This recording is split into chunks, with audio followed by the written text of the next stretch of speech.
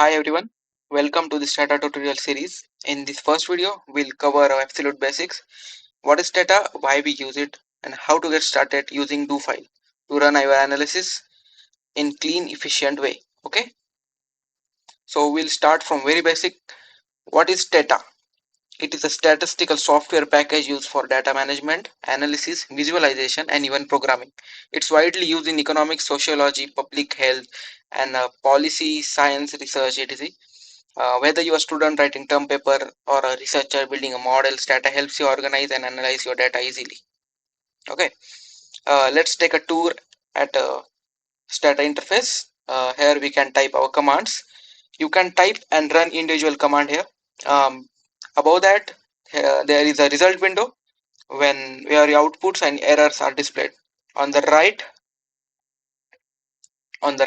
we can see a variable window here. If when we open any file, any data set, we can see all variables of data set here. We can see a review window, all the commands that we have already typed or run, we can see that here. Okay,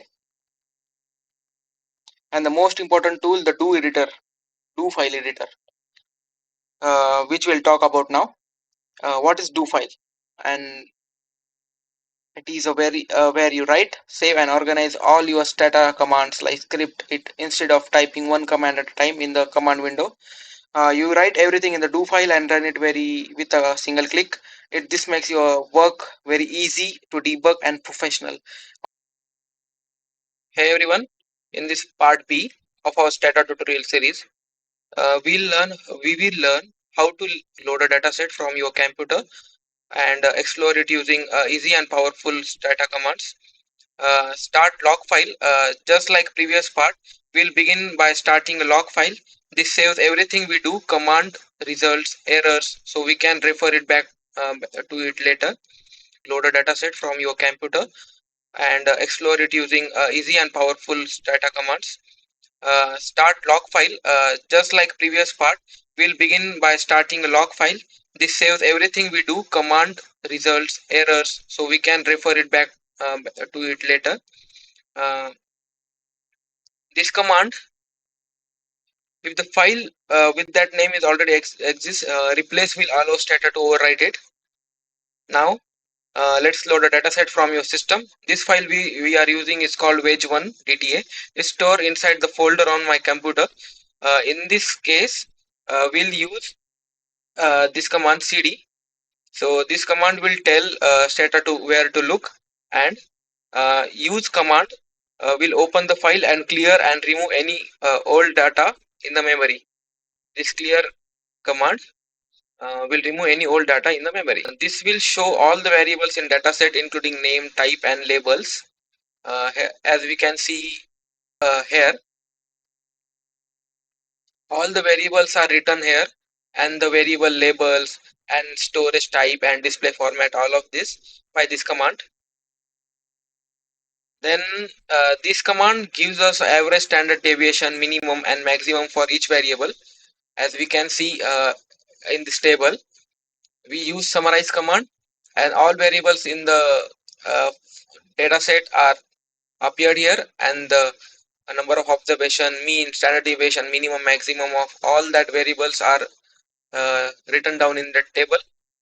Next, um, if you want, instead of all variables, you can focus on some uh, on the one you care about, like wage, education, experience, and tenure. We can use this command for that, and as a result you can see here only those commands we have focused are written down here. Next, this command summarize wage comma detail uh, will give you more information like percentile, median, and skewness. It helps you understand the shape of data. We can see in that table. Okay, this command list, this shows us only people who can earn more than 20 units of wage. This is the table for that. And next command, tabulate. Okay, these commands tell us how many people fall into each group, like how many females married or from southern region, all of that. And next command is by sort. This shows average value separately for different group. For example, average value of males, average wage for males versus females. This command that will show you that. And we will close our log file. Welcome back to the series. In this part, we are going to focus on most important step in the data analysis: cleaning and editing your data set. Okay, before you run regression or make a graph, it's really important to prepare your data properly. This means dropping unwanted rows or columns, creating new variables, and labeling things clearly. Okay, in the step one, uh, as always, we'll start with the log file to record everything we do. Use this command for that. We'll work with the same dataset as before, called wage1.dta. It contains information about wages, education, gender, and region. Use cd command for the to know where data to look for files, and use this command for use the file wage1.dta.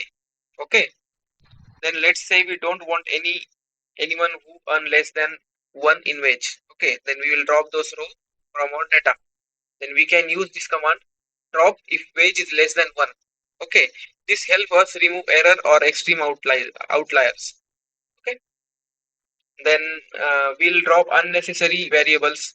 Like if we want to drop some variables, we know that we can drop them. So we'll drop numdep or married. So let's say I don't want that both variables, then I will drop them both.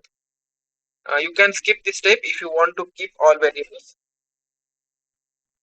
And it's good idea to add readable labels to main variables, so outputs and graph are easier to interpret. Okay, then you can use this uh, command label variable wage uh, into hourly wage. So this command labeled this variable as hourly wage. Okay, as same for both below both variables.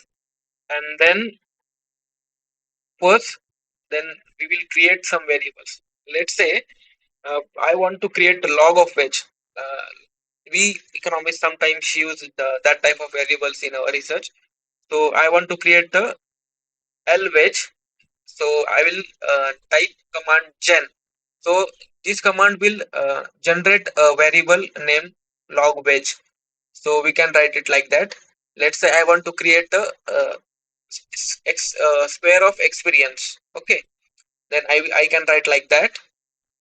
Okay, then I can create a dummy variable. If let's say I just want to know that the person who is earning is male or female, then I can create a one more variable, the is female. That means the person is female.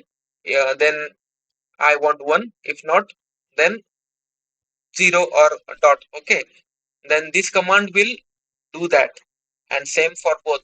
Okay, let's say I want a direction, the person who lives in southwest direction, then the person who lives in south equals to 1 and the person who lives in west equals to 1.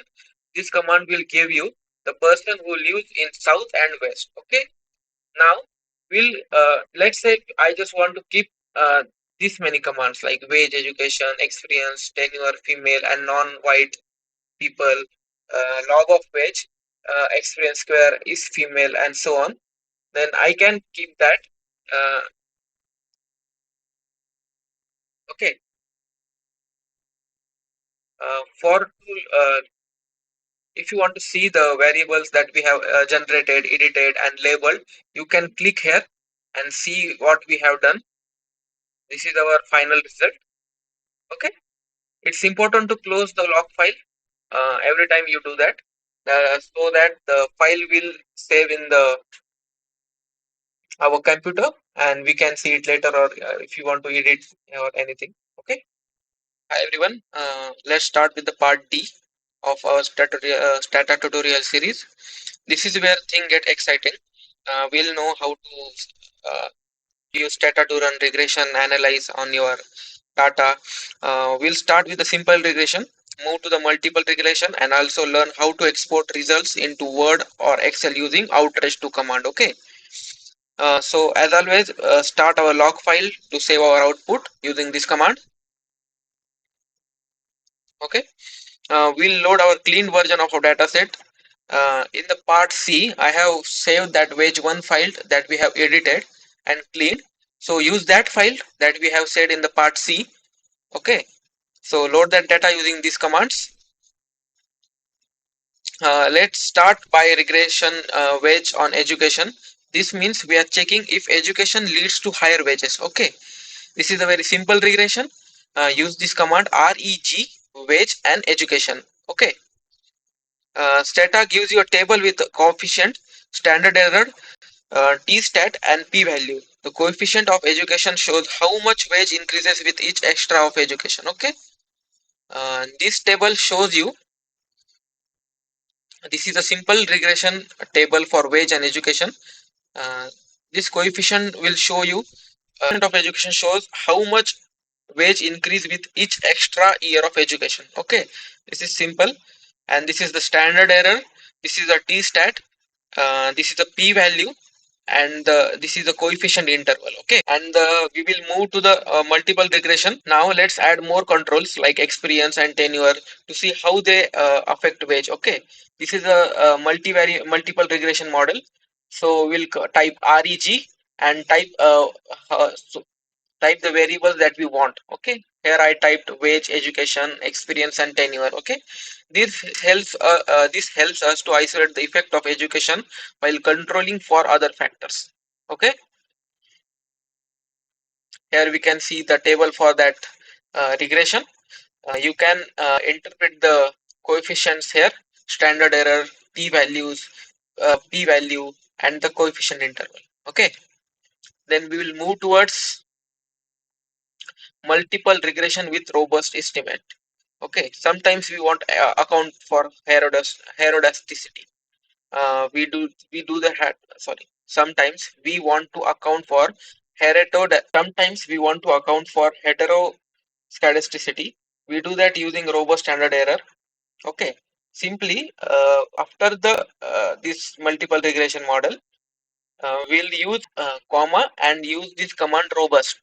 Okay, just adding the robust at the end gives us more reliable and standard error when the STATA has variance issue. Okay,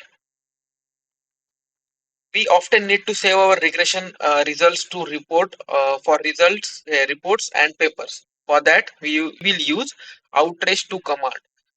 First, install it using this command ssc install outrage2.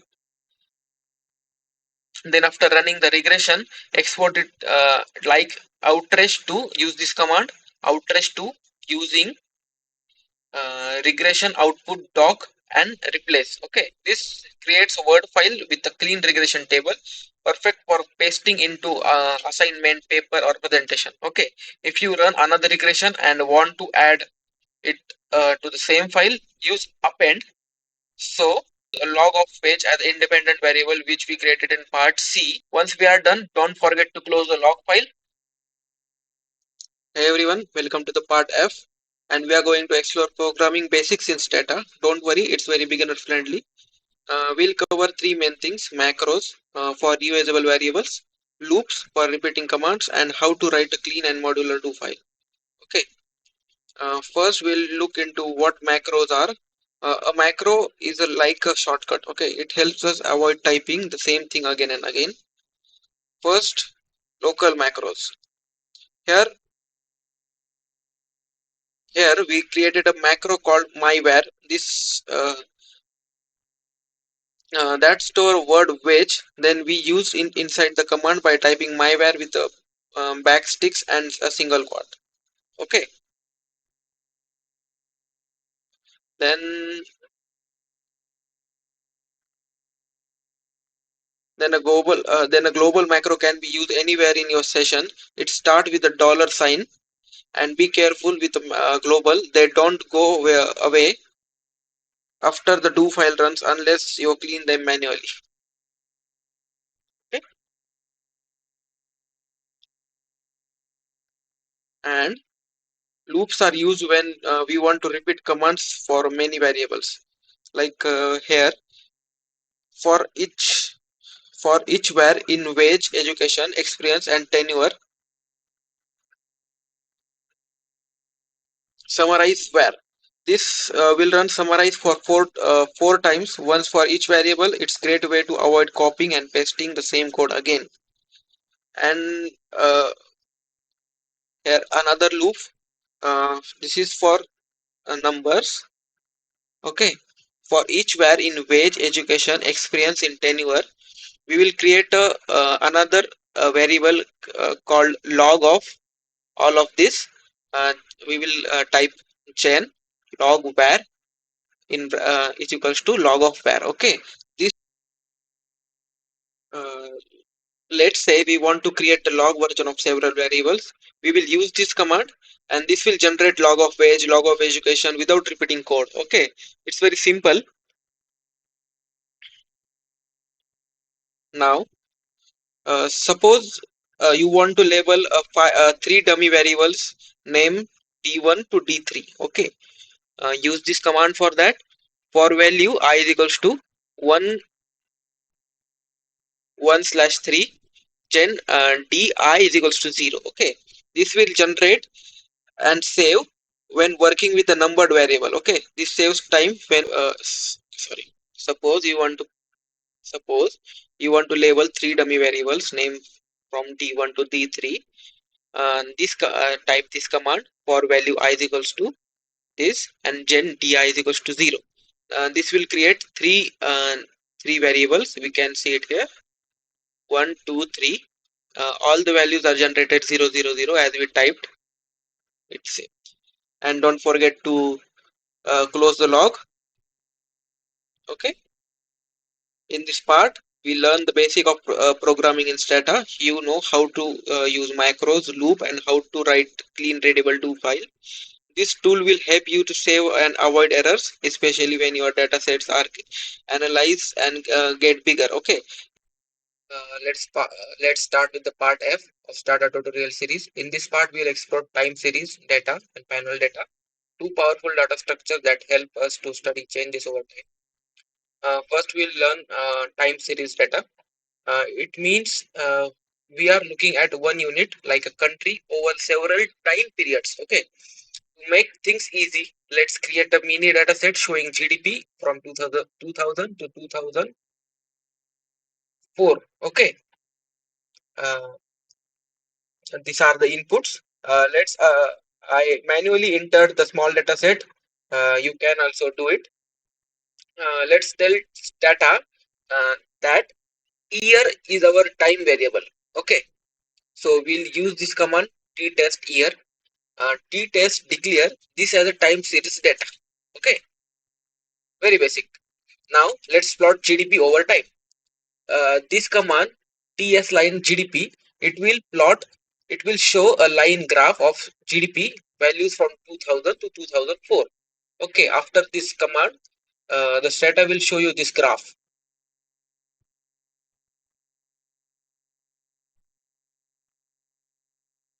Okay, this graph. Also, we can calculate GDP growth the yearly change in GDP. Okay, we can generate GDP growth is equals to D dot GDP. Okay, D means difference from previous year. A quick way to get growth. Okay, let's also create a lag variable which stored a last year's GDP. Okay, we will create a lag variable generate GDP lag is equals to L1 GDP. Okay, L1s mean lag 1, the value of GDP from 1 year before. Okay, it if this feels tricky, no worries. You can also do this from a menu. Okay,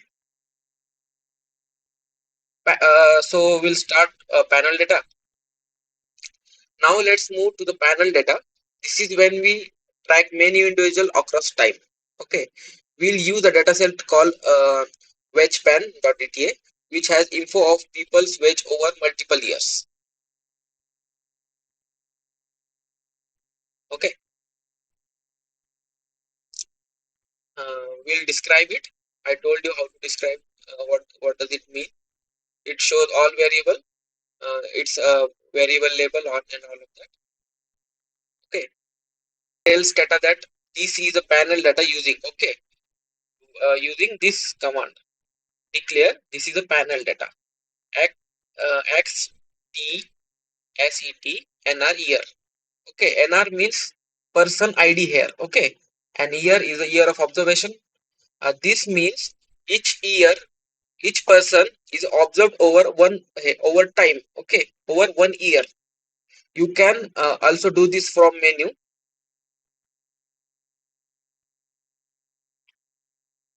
Then you remember always to log out, close the log file. Okay, in the part F, we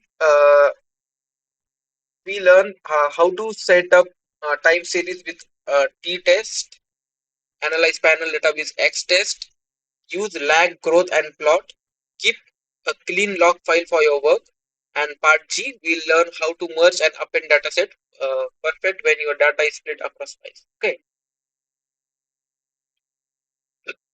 In this part, we'll learn how to combine dataset using STATA's menu option. No code, just clicks. Okay. We'll cover both appending, it's a stacking data vertically, and merging, it's joining data horizontally. Let's begin with appending. I'll tell you first append what is appending dataset. Okay.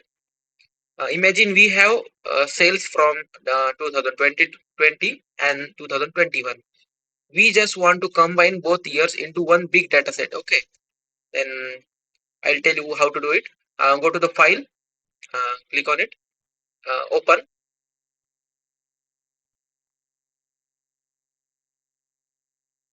I'll choose where is my file.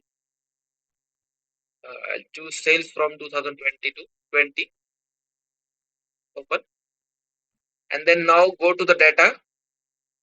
Here you can see combine option, combine dataset, append dataset, and then click on browse button.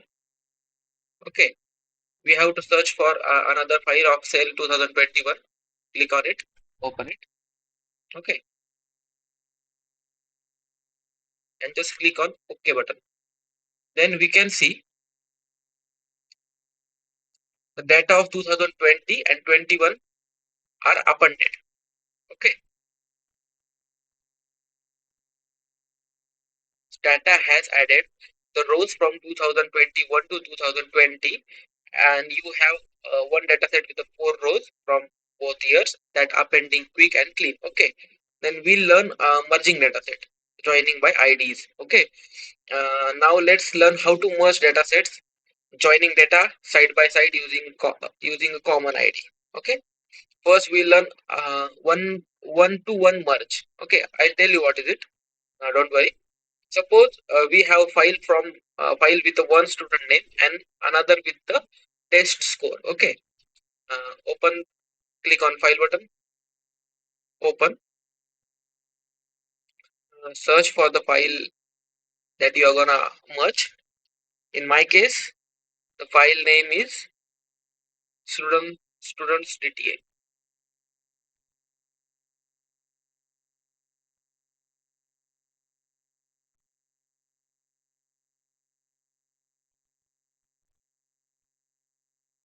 Okay, then go to the data.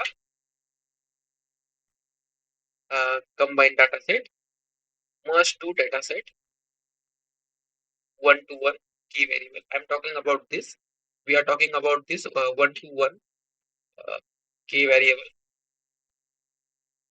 Select ID. Uh,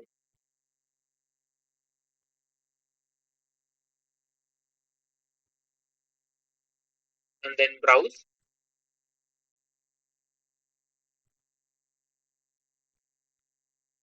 We are merging these two data set by the variable ID.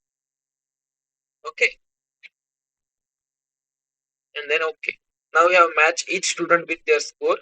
Sample, simple one-to-one match. Okay, then we'll learn M to one merge. Okay, use command clear to clear everything before proceeding.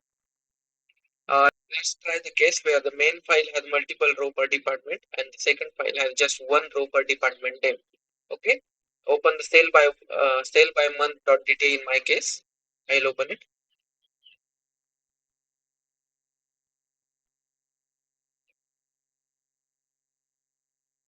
sale by month,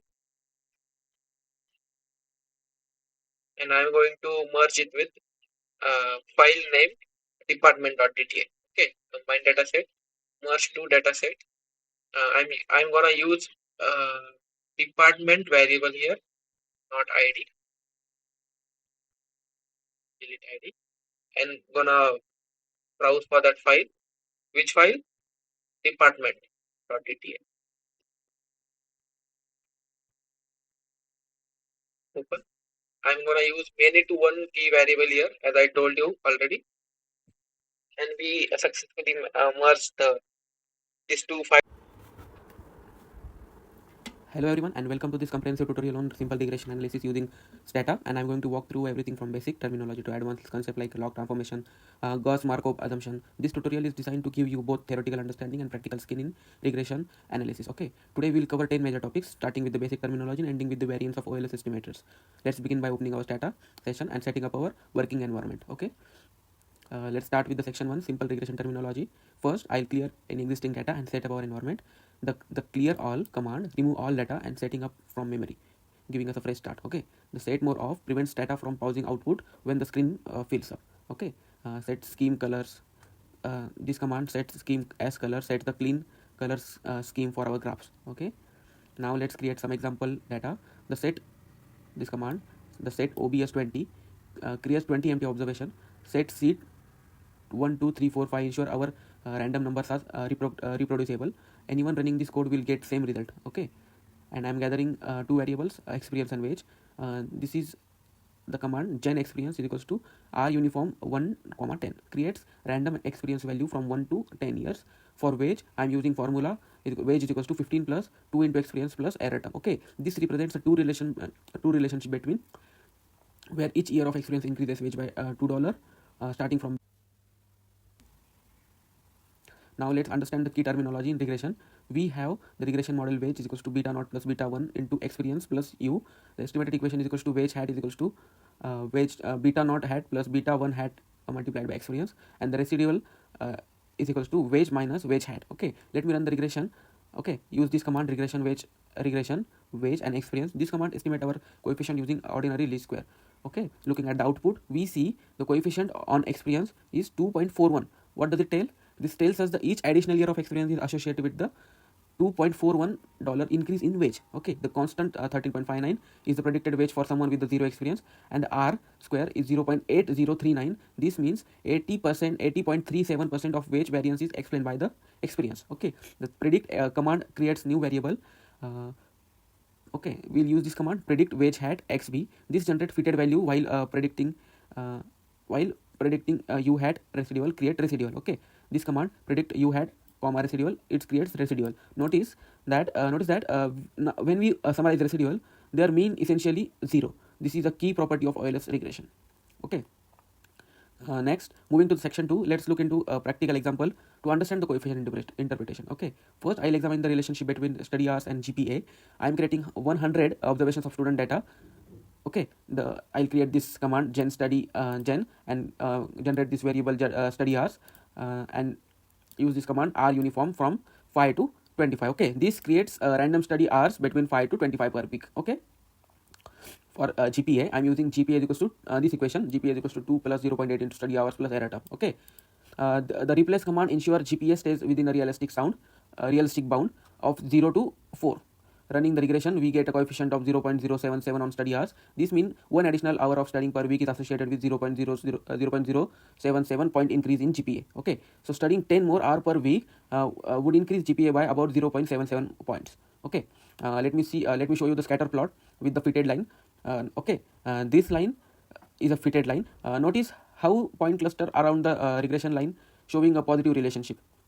Okay, let me look at a house price. I am generating 150 observations with the square footage between 800 and 3000. The two relationship is price equals to 50 plus 0.12 into square feet plus error term. This is the equation, and the regression shows this table shows the coefficient is 0.117. Okay, on square footage.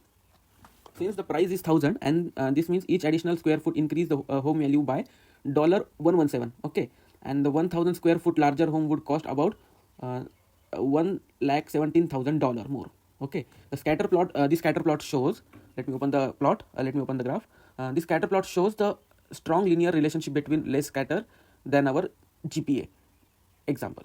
Okay, reflected in a higher R square of 0.916. Okay, for third example, let me examine the sales and advertising. With the 80 observation, the coefficient of 2.36 means each $1,000 spent on advertising increases by sales by $2,361. Okay, this suggests that the advertising has positive return on investment. Again, let me open the graph. Again, we see the clear positive relationship between the scatter plot. Okay. Uh, in the section 3 introduces the important distinction between population and simple regression. I am creating a large population of 10,000 observation. In reality, we rarely have access to entire population, but this simulation helps us to understand sampling concept. Okay, the population regression give us the true relationship. Okay, the estimated value of y using x is equals to 5.11 plus 1.99x. Okay, these are the population parameters we are trying to estimate. Okay, now watch what happening when I take multiple samples of 50 observation each. Okay, the sample 50 commands randomly select 50 observation, and I'm doing this 20 times to see how estimates vary across samples. Okay, looking at the results, notice how intercept estimates range from 4.96 to 5.24. Okay, and the slope estimates range from 1.97 to 2. Each sample gives slightly different estimate, but this centers around the true population value. Okay, this demonstrates the key insight. Our regression estimate are random variable that vary from sample to sample, and the beauty of OLS is that on average this estimate equals to the true population parameter, a property we call unbiasedness. Okay. In section 4, let's explore the properties of OLS estimators. I am creating a new data with the 50 observations. The true relationship is y is equals to 3 plus 1.5x plus error term. Okay, x is independent and y is dependent variable here. After running the regression, let me demonstrate the three OLS assumptions, OLS properties. Property 1, residual sum is 0 when the summarized residual sum is 0 when we summarize residual. Okay, the mean is essentially 0. Actually, this happens by construction in OLS. Okay, property 2, the regression line passes through the point x mean comma y mean. The mean of x is 5.37 and mean of y is 10.81. Okay, when we calculate the predicted value at x mean using our equation, okay, we get exactly y mean is equals to 10.81. This is always true in OLS. Okay, in property 3, x and residual are uncorrelated. The correlation between x and residual is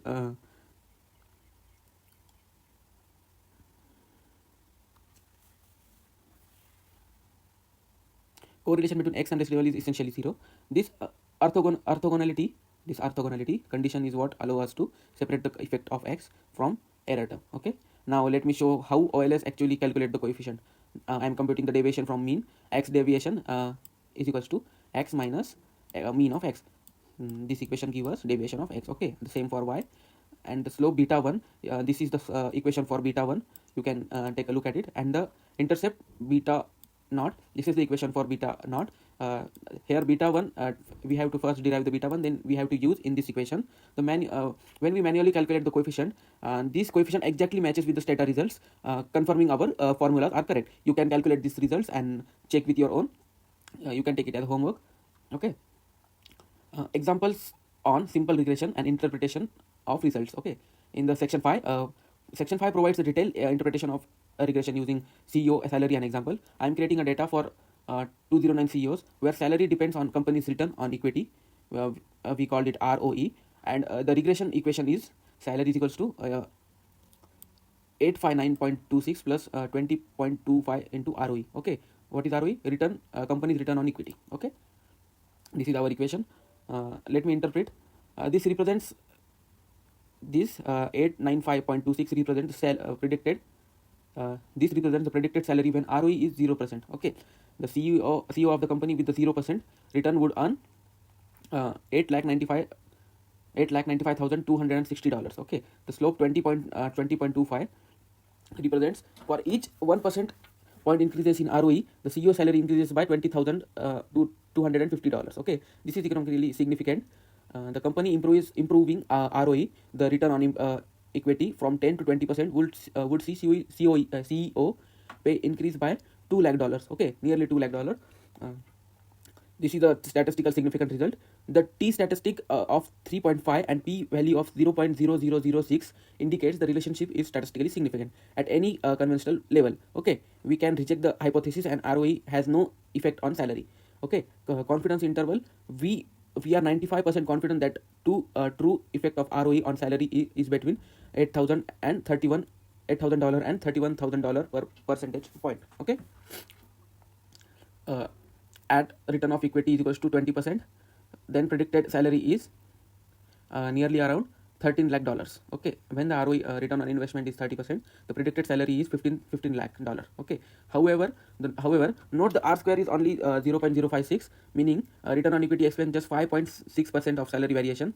Many other factors affects COS compensation. Okay, COS compensation.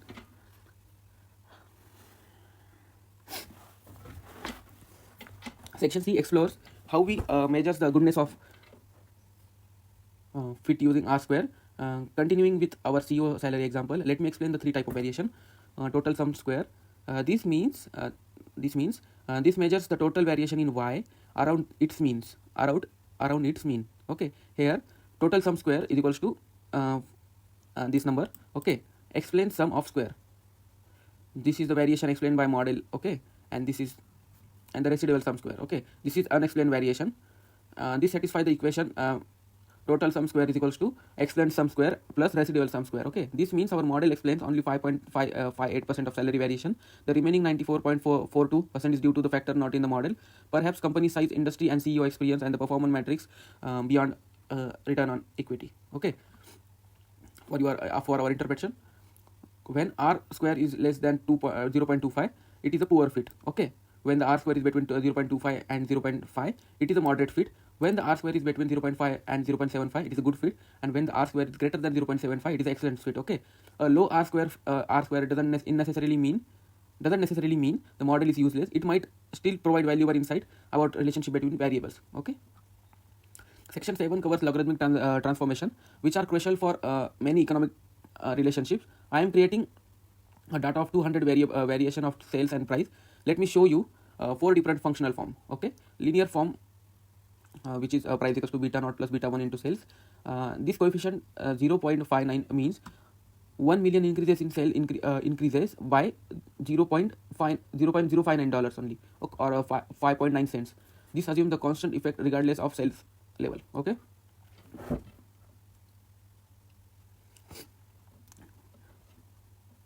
Next, log form.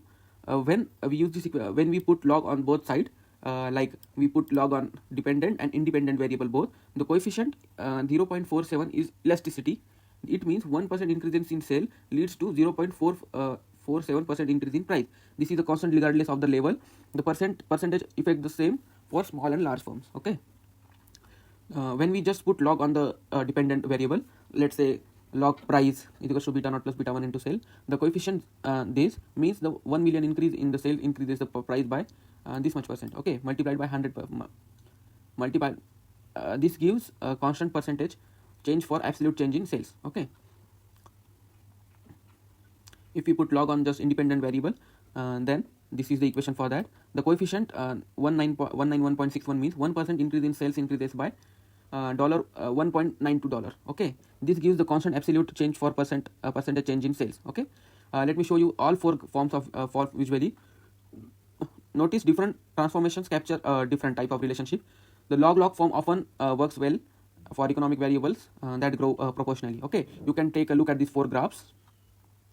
Okay, now we'll move to the section 8. This covers the Gauss-Markov assumption, which ensure the OLS gives us a better linear unbiased estimators. Okay, we'll move to the part section 8. This covers the Gauss-Markov assumption, which ensure OLS gives us the best linear unbiased estimates. Okay, assumption 1 is the linearity in parameters. The model must be linear in the parameters. Okay, this is the model. This satisfies this. The note that x can transform like x square or log x, but and still maintain the linearity in parameters. Okay, assumption 2, random sampling. Our observation must randomly draw from the population, and this ensures our sample is representative. Okay, assumption 3, no perfect collinearity. The independent variable must have variation, Here the variation of x is 7.85, which is greater than 0. So this assumption is satisfied. If all x were the same, we could estimate the slope. Okay. Assumption 4. Now conditional mean expected error term. It means the error term is uncorrelated with x. After the regression, the correlation between x and residual is essentially 0, supporting this assumption. Okay. This plot, let me open the graph. This residual plot shows the no systematic pattern. The residual are scattered randomly around zeros across all x values. Okay. This suggests the zero conditional mean assumption holds. Okay. Assumption 5. When the variation of error term is equals to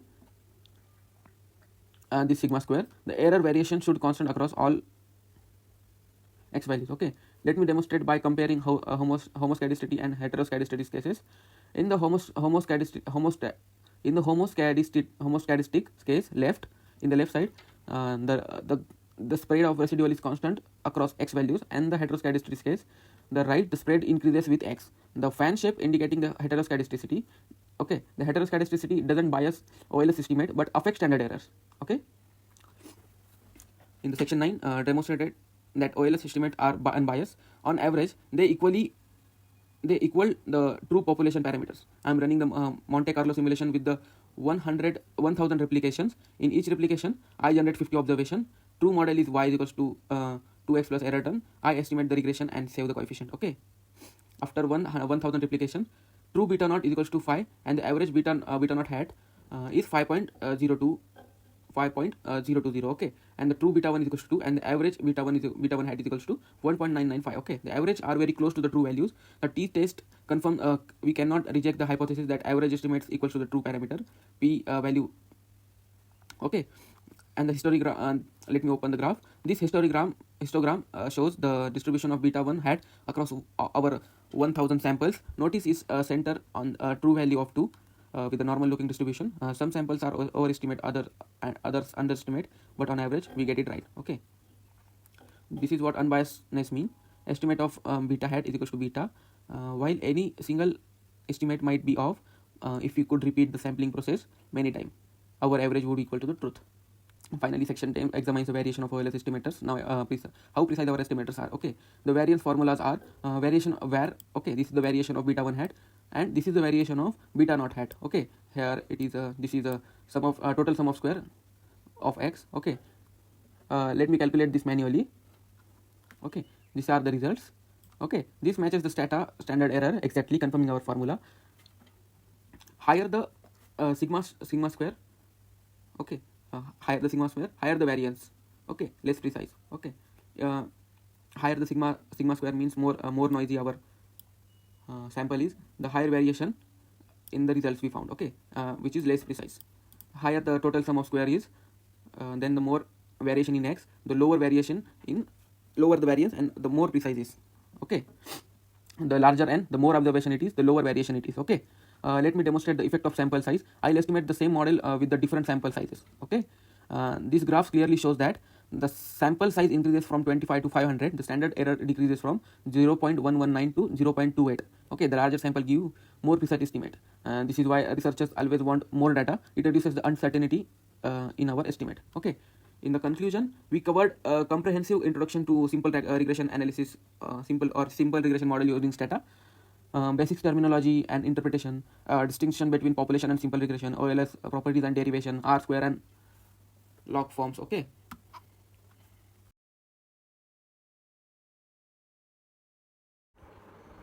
So, hi everyone, welcome to the tutorial on multiple regression in STATA. I am Suhas, and we are going to learn about one of the most useful tool in data analysis. Okay, multiple regression help us understand how many factors affect one outcome. This is much better than looking at one thing one by one. Let's get started. So, what is multiple regression? Okay, we will think about wages. What affect how much someone earns? Education, right? But also experience, education, and lot of other things also matters. In the simple regression, it just look at one factor, like how does education affect wages, but multiple regression look at many other factors also. Okay, instead of just wage, it also look at education plus experience, many things plus errors. Okay, we get wages equals education plus experience plus gender plus other variables also. Okay, Why is this better? Well, we'll get more complete picture. We can control for different things and we get better predictions. Okay, let's open STATA and get started. First I'll clear everything, then I'll turn off more setting, so STATA doesn't pause, and I'll set up where our data files are. Okay, type these commands, and I'm also started a log file. This save all our works, always good. It is always a good idea. Okay, this is also SMCL file which I'm showing you right now. This is basically I created a log file when I'm doing this, and just I'm showing it to you. Okay, this SMCL file includes commands and the results also. Okay, but this SMCL file does not include graphs. I'll show graphs differently in the different window. Okay, so we are using dataset called wage 1. It has information about workers and their wages. Let me load it now. Now let's see what we have. I'll use describe to look at a data structure. Okay, we have 256 workers here. Our main variables: wage is our pay in dollars, education in years of school, experience is a years of work, tenure is a years with current job, and we have gender, marriage info. Okay, let's get some basic basic numbers summarized. So on the average wage, about $6 per hour. Remember, this is old data from 1976. Average education is about 13 years. Okay, average experience is 17 years. Looking at the data, let me show you the actual data. I list first 15 observations here. So see, we have all kinds of worker. Some have a lot of education but little experience, other have a lot of experience but less school. This makes it interesting, right? Now let's check the correlation between these variables. The correlation between wage education is a 0.41. Okay, this is pretty strong and positive, and more education casually means higher wages, right? Wage and experience correlate at a 0.31, also positive, which makes sense. Okay, but look at this, education and experience have negative correlation. Why? Because people who stay in school longer and start working later. Okay, simple regression. Okay, let's start run our baseline regression. We just learned in the previous video. Okay, just wage and education. This helps us to see changes when we add more variables later. Okay, here are the output. Education coefficient is a 0.541, which does what does this means? Okay, each extra year of schooling increases the wage by 54 cents per hour. Okay, the same as I teach you in the previous video. You can check the previous video also, which is on the simple regression model using STATA. Okay, the R square is a 0.165. This means the education explains about 16% of wage differences. Okay, not bad for one variable, but it leaves a lot of unexplanation. Like this regression does not include our effect of experience tenure on wages. Okay, which is a strong relation, I guess. Okay, so let me make a prediction with this model. I'll use the predict command. One cool thing about regression, the residual sums is always 0. Okay, see, it's basically 0 here. Now let's see what our model predicts. Someone with a 12 year of education, that's high number of years of schooling. So, okay, so it will earn 56 cents per 656 560 per hour. Okay, so someone with the 16 years, that's college, so would earn about 76 per hour. Okay, so the college premium is about $12 per hour. That's over $4,000 per year. Okay, why we need multiple regression? But wait, is this coefficient estimate right? Probably not. Here is why. Okay, our simple regression assumes education is the only thing that matters, or that education doesn't correlate with the other important factor, but that's not realistic. Maybe more educated people also have more experience. Maybe they are different in other ways too. If we don't control these things, we get omitted variable bias. Okay, omitted variable bias is a big problem. Multiple regression helps fix this, including many variable at once. Okay, so that's the part 1. We loaded our data, looked at our basic stats, and run simple regression. Education seems to boost wages by 54 cents per year, but this coefficient might be biased. In the part 2, In the part two, we are going to build a multiple regression model step by step. We'll see how coefficient changes as we add more variables, and we'll learn what holding other factor fixed really means. Okay. Let me start by building our model one variable at a time. This will show you how multiple regression works. Okay. First, let's run a simple regression again. Just wage on education. We get 54 cents per year, and R square is 16%. Okay. This is the table for model one, and let's add experience in the model two. Look what happened. Education coefficient just jumped from 54 cents to 64 cents. Why? Because we are controlling for experience. Okay. And R square is also increased to 23%. You can see that. Let's add tenure next. The education coefficient drops slightly to 60 cents. But now we can see tenure is also matters. Each year with each year with your current employer increases wage by about 17 cents. Okay. Now let's add gender. The coefficient stayed pretty stable, but look at female coefficient. It's negative 2.27. This means women can earn about $2.27 less per hour than men, holding everything else constant. Finally, let's add marital status. Now we have complete model. Marriage seems to increase wage by about 47 cents per hour. Okay, model comparison. Now you can see model side by side. We can we can see it by estimate table. Okay. Now you can look at this table. This is really cool. You can see how education coefficient changed. 54 cents, then 64 cents, then down to the 60 cents and stayed around there. And R square is also kept increasing too. We started at a 16% with just education. Now we are explaining 31% of wage variation with all five variables. This shows you why multiple regression is so powerful. We get more complete picture of what affect wages. Okay, now let's me explain this crucial phrase. Holding other fixed means. Okay, our education coefficient is now 60 cents. This means each extra year of education increases wage by 60 cents per hour. Holding experience, tenure, gender, and marital status constant. Let me Our model predicts worker A earns about $6 per hour and worker B earns about $8.4 per hour. Okay. The difference is $2.4. And look what exactly four times our education coefficient. Four times 0.599 equals to the 2.396. Okay. That's what holding other factor fixed means. Okay. Now I want to show you something really cool called parceling out.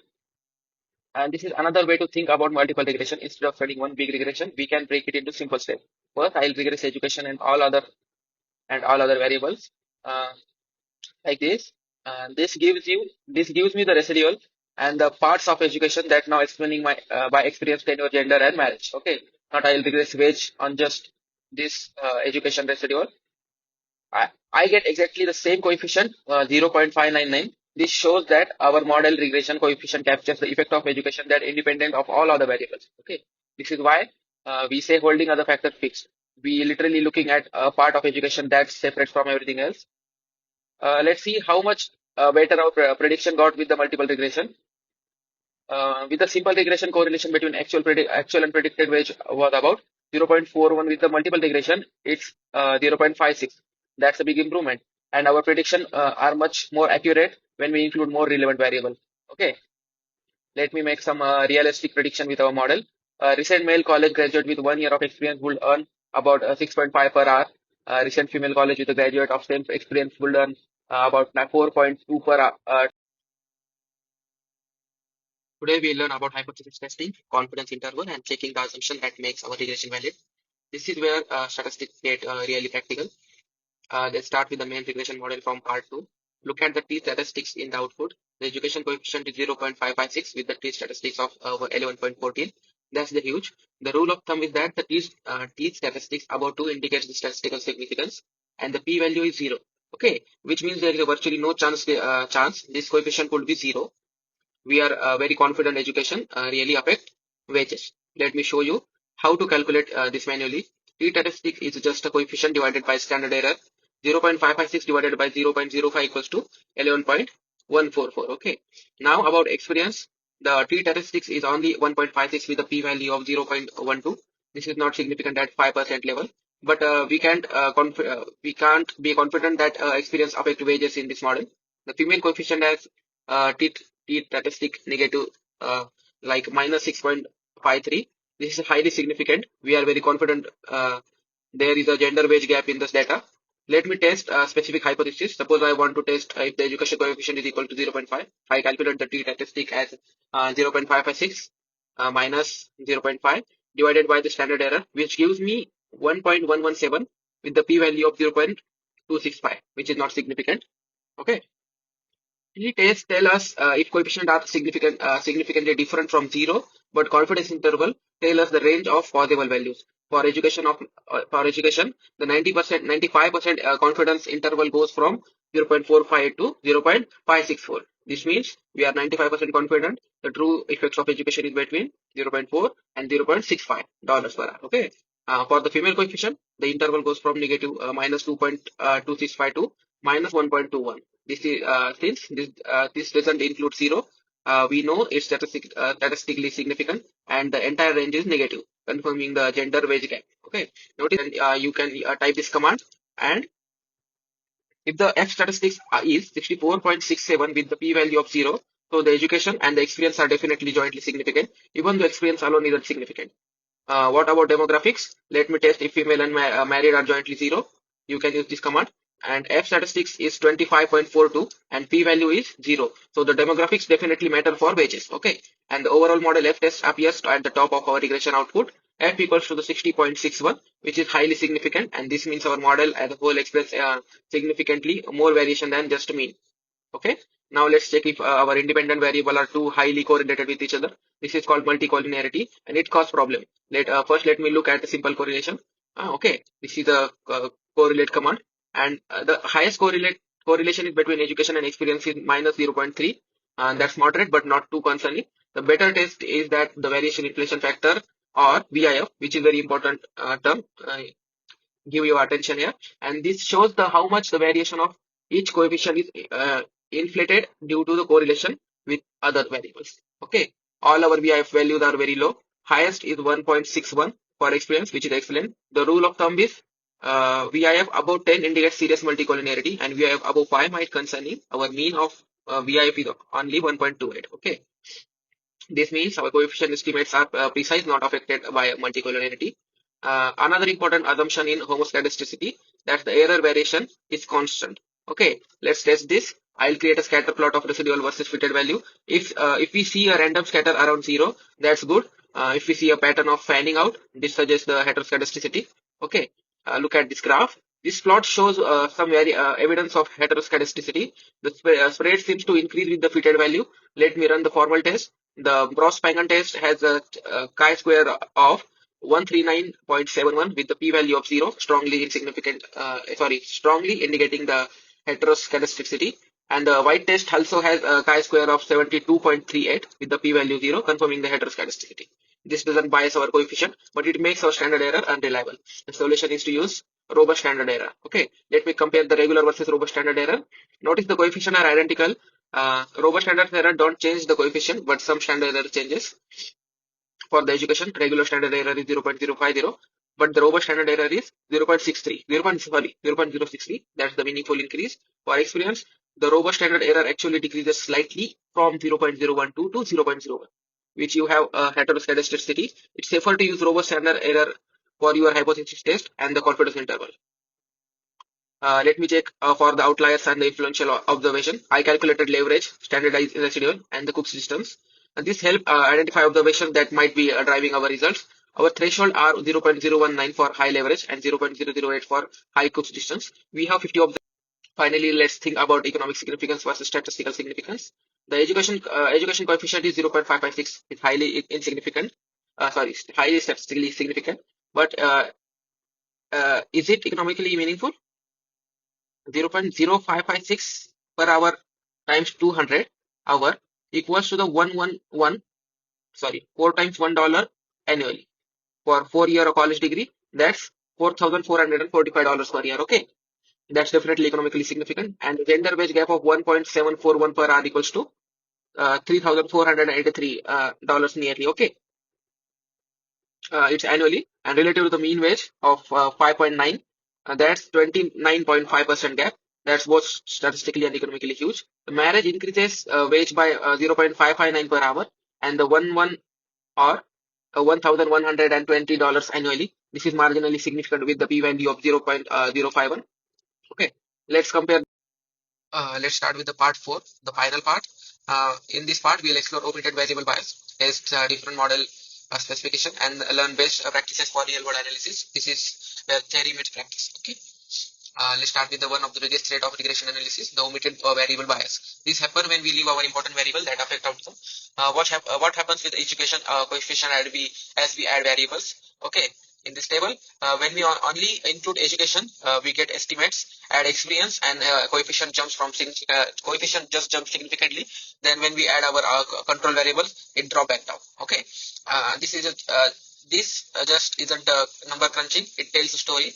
Simple regression was missing important factor when we had experience. We discovered the education's effect was actually stronger than we first thought. But when we added a demographic and tenure, we got more complete picture. But now, how the R square keep improving as we add relevant variables. We started explaining about 16% of wage variation and ended up with the explaining over 36%. Okay.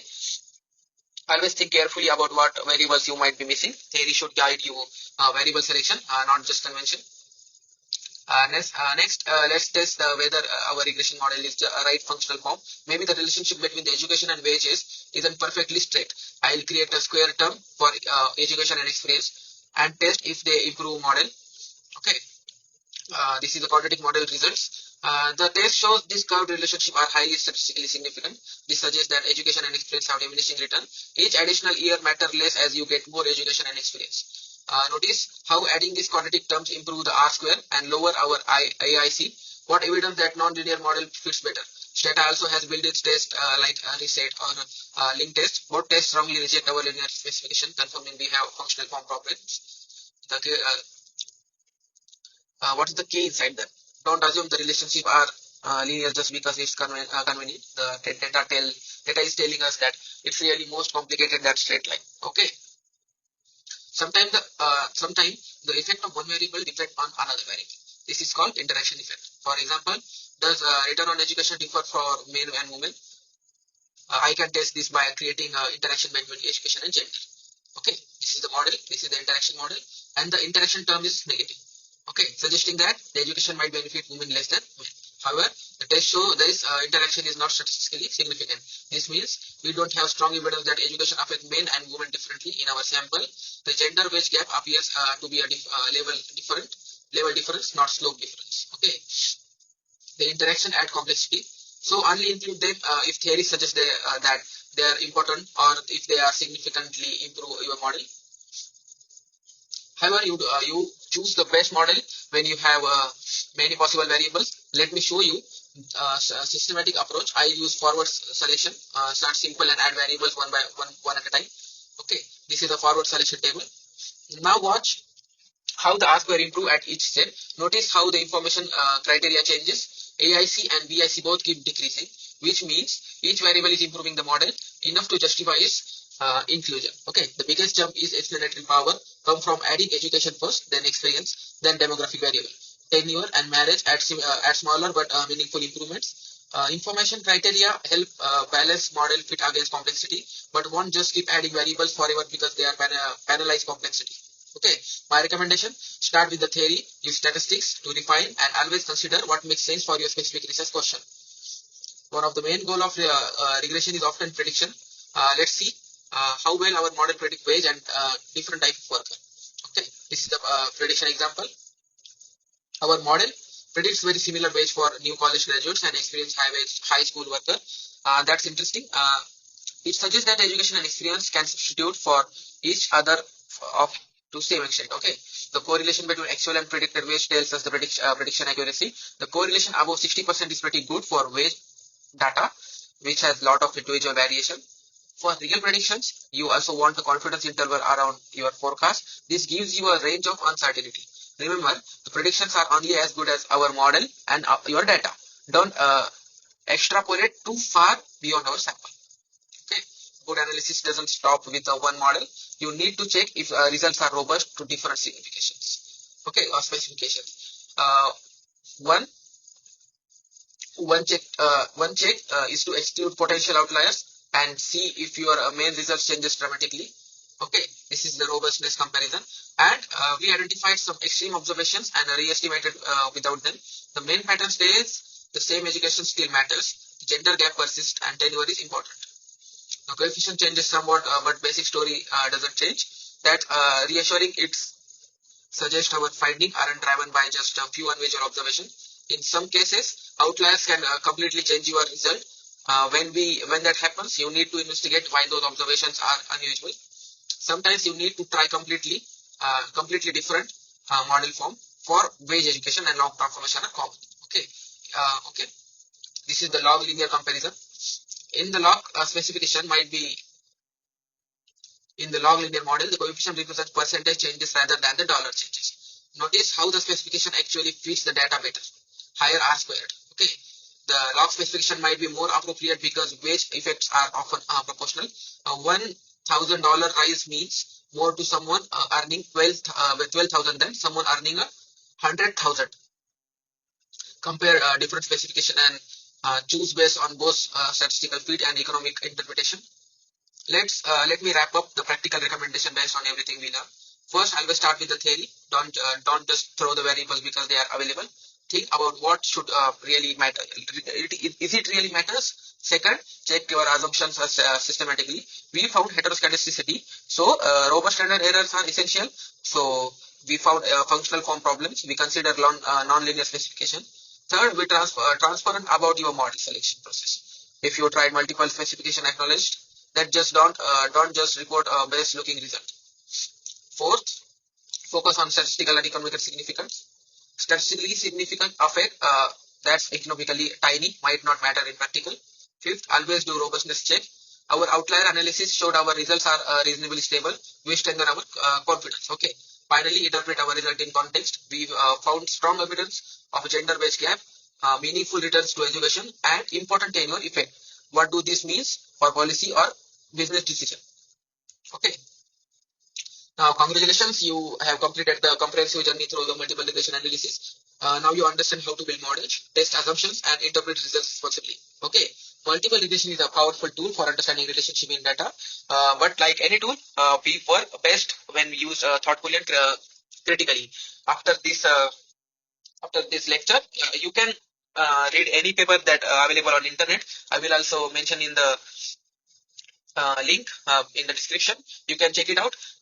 In this paper, in this types of paper, you can clearly see how the researchers use multiple regression model. Okay, in the real data set. Okay, thank you.